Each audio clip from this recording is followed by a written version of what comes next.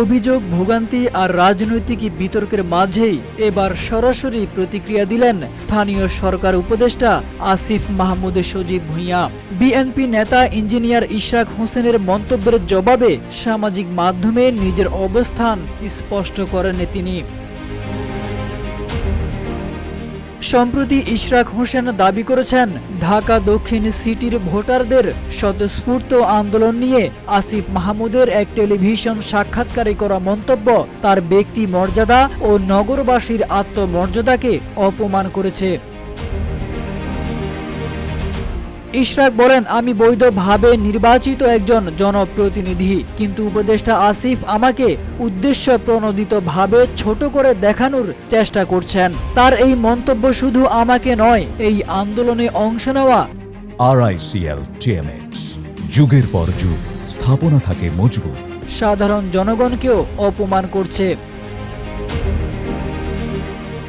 আসিফ মাহমুদের পাল্টা দাবি, অবৈধ নির্বাচনে বৈধ মেয়র হতে চান ইঞ্জিনিয়ার ইশরাক। তবে এই অভিযোগ সরাসরি নাকচ করে দিয়েছেন ইশরাক। তার দাবি, নির্বাচনের মধ্য দিয়ে তিনি জনগণের বৈধ ম্যান্ডেট নিয়ে এসেছেন এবং সেই বৈধতার জায়গা থেকেই আন্দোলন করছেন।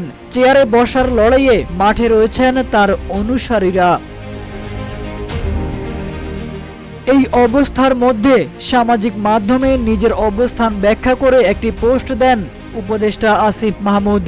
সেখানে তিনি বলেন, নগর ভবন বন্ধ করে 1 কোটির বেশি মানুষকে ভোগান্তিতে ফেলা হয়েছে। তার জন্য কেউ কি ক্ষমা চেয়েছে? নগর ভবন দখলকে ঘিরে সংঘর্ষে যারা আহত হয়েছেন তাদের জন্য কেউ কি দুঃখ প্রকাশ করেছে?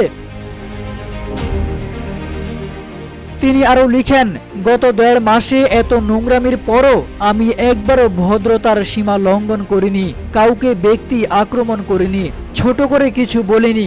আমার পরিবার, রাজনীতি, রাজপথ কিছুই আমাকে সেই শিক্ষা দেয়নি। আমি ধৈর্য ধরেছি, কিন্তু তার মানে এই নয় অন্যায় কোনোদিন জবাব পাবে না। ইতিহাস সবাইকেই তার প্রাপ্য বুঝিয়ে দেয়। এই পাল্টাপাল্টি বক্তব্যের মধ্য দিয়ে ঢাকা দক্ষিণ সিটির রাজনীতি আরও উত্তপ্ত হয়ে উঠেছে।